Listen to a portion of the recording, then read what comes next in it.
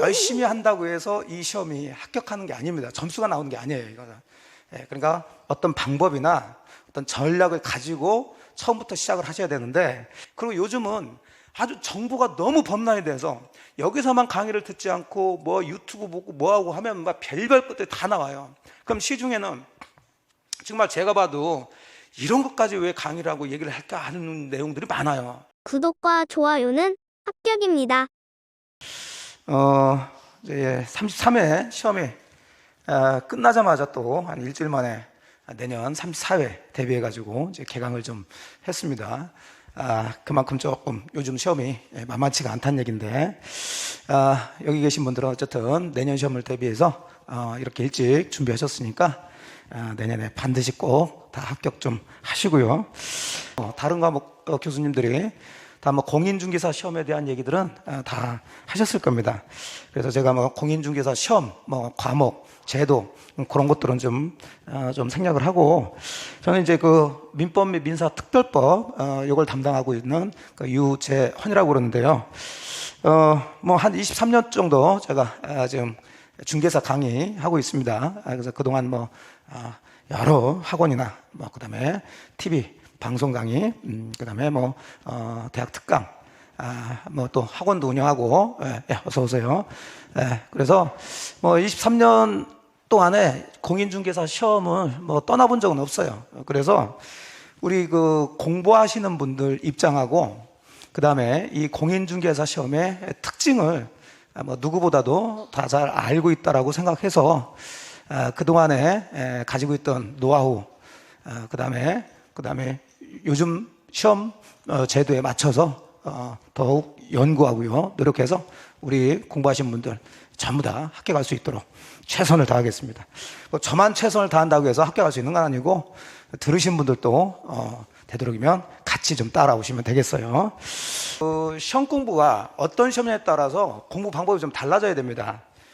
여러분들도 뭐 학교 다니고 뭐 하면서 시험 많이 보셨을 텐데, 여러분들은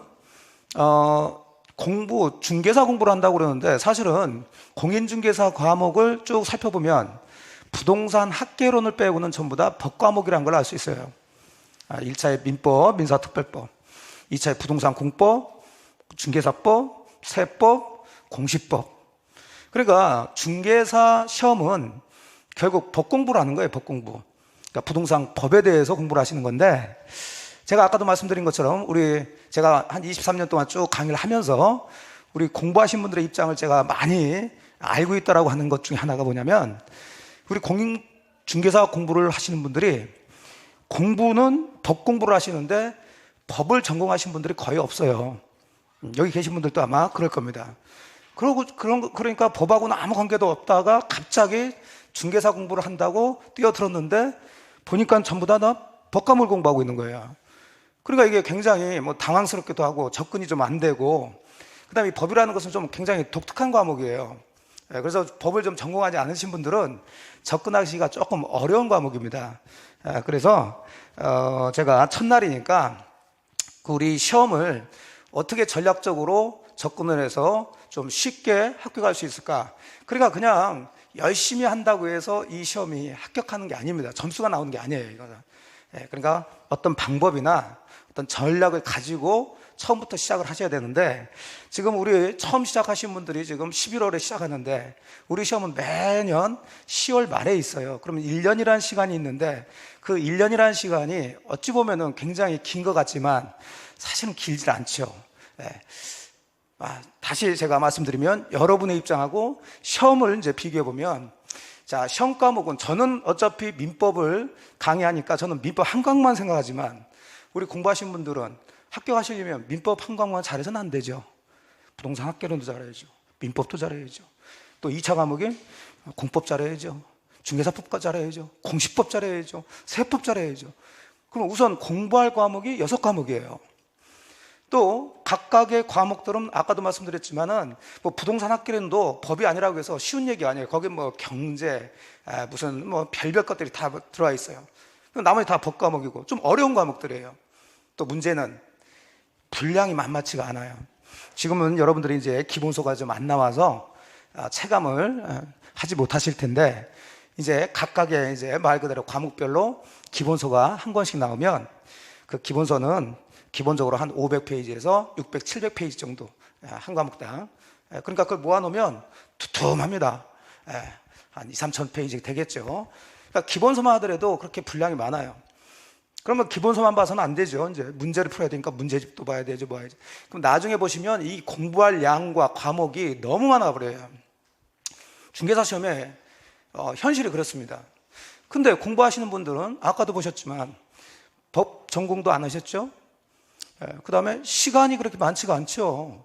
하루 종일 여기 앉으셔가지고 아니면 독서실에 앉으셔가지고 공부할 수 있는 시간이 없으실 거라고. 분명히 다른 거 하시면서 시간 쪼개가지고 공부를 하셔야 돼요. 이런 상황에서 지금 공부할 양이나 과목은 많은데 시간도 부족하시면서 전공하지 않으신 것을 공부하다 보니까 1년 동안에 이것을 사실은 마무리 짓기가 굉장히 어렵습니다. 사실은 그냥 막 공부하다 보면 제가 봤을 때는 1년 동안 이 시험을 합격한다는 것은 참 힘든 일이에요. 그걸 인정하고 들어가셔야 돼요. 그러면 어떻게 해야 되느냐? 나는 1년 내에 좀 끝내려고 지금 마음 굳게 잡고서 좀 왔는데 끝낼 수 있어요. 그러니까 아무 생각 없이 그냥 열심히 한다고 하면은 그럼 힘들기만 해요. 그러니까 뭔가 전략을 가지고 작전을 가지고 지금 전쟁이라고 생각하시면 돼요. 공인중개사 시험이란 상대를 대하면서 우리가 저 공인중개사 시험을 무찔러야 된다. 그러려면 어쨌든 여러분들의 상황은 여러분들이 잘 아실 테니까 여러분의 상황을 기본적으로 잡고 중개사 시험에 특징이나 허점을 파고들고 그걸 기본적으로 해서 전략적으로 해서 파고들면 이 시험은 1년 내에 끝낼 수 있어요. 그래서 그런 얘기들을 이제 먼저 설명을 하면서 이제 특히 이제 제가 담당하고 있는 우리 민법, 민사특별법의 시험 공부하는 방법 같은 것들 오늘 이제 말씀드린 것을 쭉 설명하는 거예요.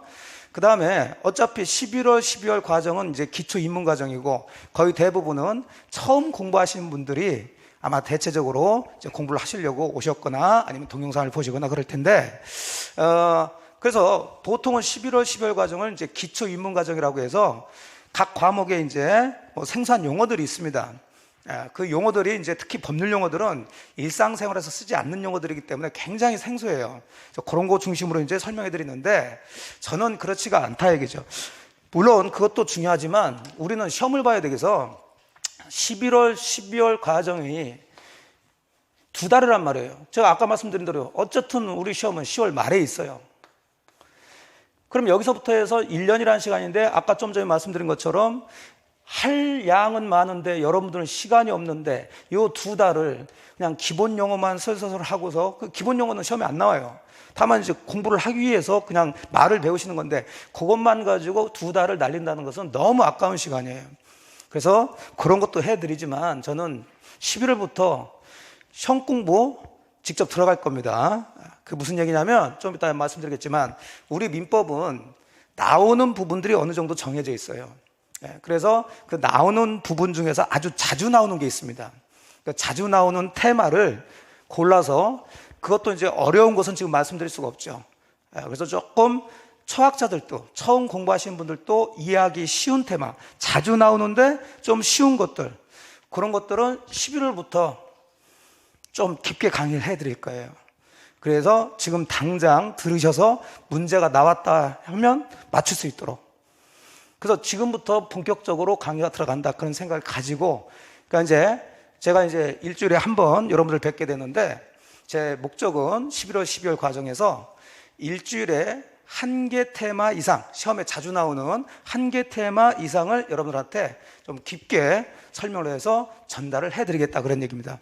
그럼 최소한 한 8번 정도를 이제 만나게 되니까 아마 8개 테마나 10개, 뭐 그 정도는 벌써 처음 공부하시면서 여러분들이 문제가 나오면 맞출 수 있을 정도의 실력을 쌓고 들어간다는 얘기죠. 그러면 그냥 11월, 12월 과정을 그냥 용어 설명하고 뭐하고, 용어 설명 보통 그래요. 용어 설명하고 뭐 기본 구조 잡고 해서 기초를 탄탄하게 잡는다 그러는데 2달 만에 어느 한 과목의 기초를 탄탄하게 잡을 수가 없어요. 사실은 현실적으로.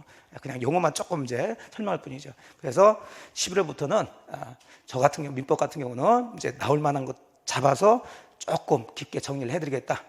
그런 말씀을 드리고요. 자, 그러면 이제 프린트가 있을 텐데 그 프린트 중에서도 요 앞에 박스 나와 있는 거 있죠. 요거부터 먼저 간단하게 좀 보도록 하죠.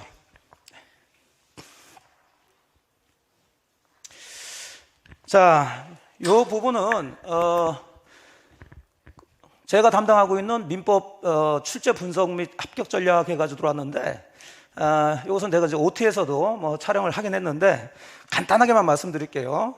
자, 우리 민법 및 민사특별법은 크게 보면은 4가지 파트로 나눠져 있어요. 4파트로. 그러니까 민법 총칙, 물권법, 계약법, 여기까지가 민법입니다.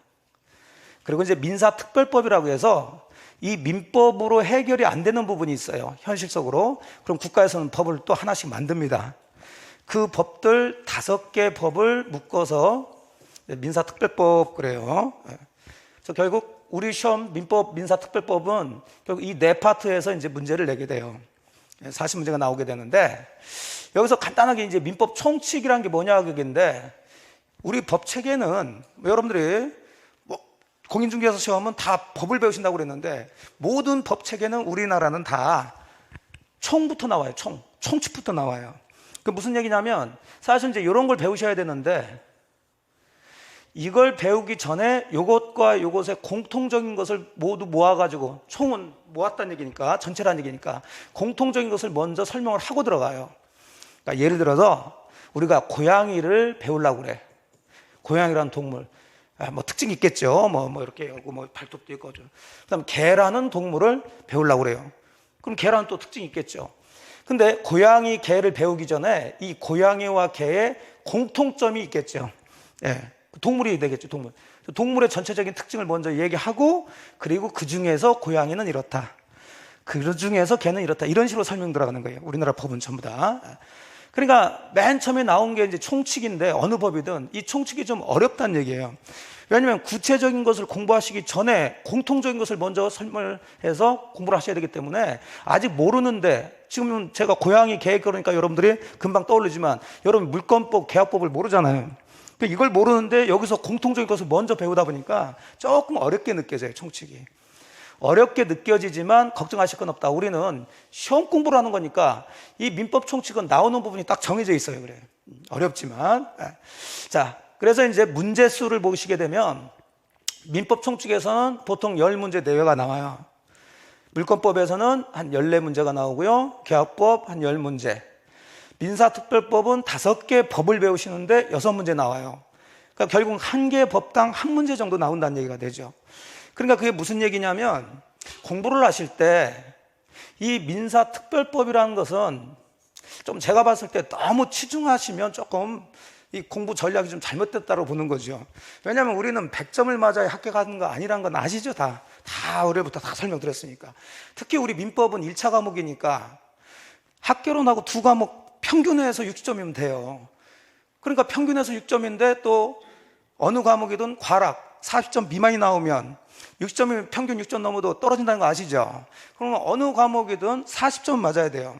그러면 2과목 가지고 평균 내게 되니까 한쪽이 40점 맞으면 한쪽은 80점만 맞아도 1차는 그냥 통과가 되는 거죠. 그리고 결국은 민법이나 학교론이나 100점 만점 40문제를 다 맞춰야 되는 게 아니라, 만점은 자 32개, 80점만 맞으면 되는 거예요. 사실 그 이상 맞아봐야 그건 쓸데없는 그 점수를 맞는 거예요, 이게. 그러니까 쉽게 얘기해서 20%는 날려도 된다는 얘기입니다. 욕심낼 건 아니에요. 근데 우리 공부하신 분들이 참 욕심이 많더라고요.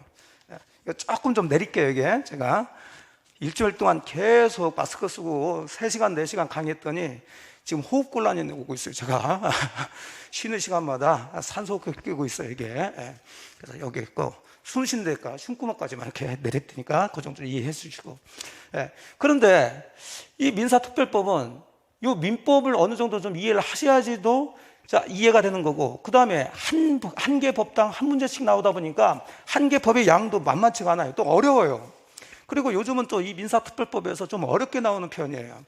올해도 굉장히 그랬고, 그래서 저는 그냥 민사특별법 물론 강의해드리고 하는데 6문제 나오는데 그거 욕심내지 마시고 그냥 반타작 하시라. 그냥 3문제 맞히겠다 그런 생각 하시고, 그렇게 하시고 뭐 이쪽에서 좀 맞추시면 된다, 이런 말씀을 드려요. 물론 민사특별법을 이제 연결하면, 이게 우리 민법이 자, 2차 과목도 다 법과목이라고 그러는데 이 민법이 법의 가장 기본이 된 법이에요. 그래서 민법 잘하면 2차 과목도 잘하게 되는데 특히 민사특별법에서 배우시는 내용들이 이제 중개사법에서 나오는 경우가 있어요. 근데 그 중개사법 교수님들이 설명해 줘요, 그것은. 그러니까 이쪽 너무 치중하지 마시라고. 공부하다 보면 이거 너무 어렵다고 해서 뭐 하시는데 어려운데 문제 별로 안 나오는데 뭐 그렇게 신경 써. 우리는 어려우면 너 가. 그러면 돼요. 그러니까 그런 용기가 있어야 된다고요. 근데 공부하다 보면 그렇지를 못하시는 것 같아요. 이것도 해야 될 것 같고 저것도 해야 될 것 같고. 어쨌든 간에 이렇게 해서 사심 문제가 나오는데 뭐 10년간 자 어디서 나왔나 하고 한번 분석을 해봤더니 자 이런 식으로 해서 나오는 부분들이 딱 정해졌더라고요. 즉 그래서 전체적으로 한 10년 동안에 한 번 이상 문제가 나온 부분을 보니까 58개 테마가 있더라고요. 그러니까 그거 가지고 계속 돌려치는 거예요. 그러니까 이 테마는 이제 한 번 나온 경우도 있고 10년 동안에 5번 이상 나온 거, 7, 8번 나온 거, 10년 동안 계속 나온 부분도 있고 이렇게 다 출제 빈도가 이렇게 달라져요. 그러면 여러분들이 공부하실 때 그냥 무조건 여기서부터 처음부터 하는 게 아니라 어차피 우리는 시험이니까 이런 테마 중심으로 공부하시면서 이 중에서도 자 8번, 7번 이상 나온 테마가 그러면 내년에도 나올 가능성이 훨씬 크다는 얘기죠. 그럼 그런 것부터 먼저 잡아내셔야지. 그러고 난 다음에 뭐 5번 이상 나온 거 뭐 이런. 근데 10년 동안 보니까 한 번밖에 안 나왔어. 그럼 시간 없으면 제껴도 돼요. 근데 그것까지 맞춰야지 우리가 뭐 합격하는 건 아니니까. 그것들을 제가 선별해가지고 여러분들한테 전달해 드리겠다는 얘기죠. 그렇게 해서 제 의무는 저희가 이제 강의를 하고 있는데 강사로서의 의무는 물론 잘 강의를 하고 여러분들한테 전달을 잘하는 것도 중요하지만 저는 또 그것도 생각합니다. 이 분량을 줄여주는 것도 강사의 의무라고 생각하는 거예요. 아까 말씀드린 것처럼 책도 두껍고 할 것도 많은데 계속 벌려준다 그러면은 자기는 자기 과목만 하니까 막 이것도 하고 싶고 저것도 해주고 싶고 하겠지만 우리 공부하신 분들 입장도 생각하셔야지. 우리 공부하신 분들은 민법만 하는 게 아니라 학회론도 해야 되고 이것도 해야 되고 저것도 해야 되는데 계속 분량 넘기면 그건 미친다고 이게. 그렇다고 안 할 수도 없는 거고. 그러니까 저는 과감히 쳐버려요. 쳐버리면 어떤 일이 벌어지냐면 그냥 제가 하라는 것만 해도 되는데 그럼 100점은 못 맞을 수 있어요. 하지만 합격하는데 아무 상관이 없는데 불안하신가 봐. 그리고 요즘은 아주 정보가 너무 범람이 돼서 여기서만 강의를 듣지 않고 뭐 유튜브 보고 뭐하고 하면 막 별별 것들이 다 나와요. 그럼 시중에는 정말 제가 봐도 이런 것까지 왜 강의를 하고 얘기를 할까 하는 내용들이 많아요. 그런 걸 그러니까 막 듣고서는 야 이것도 해야 되나 보다 뭐 해가지고 막 그것까지 공부를 하시고 그러시는데 뭐 제가 말씀드린 것들을 완벽하게 소화해서 그 부분을 다 맞춘다 그러면 그런 것까지 하셔도 되는데 해보시면 그것도 제가 말씀드린 것도 아마 다 소화를 못 하실 거예요.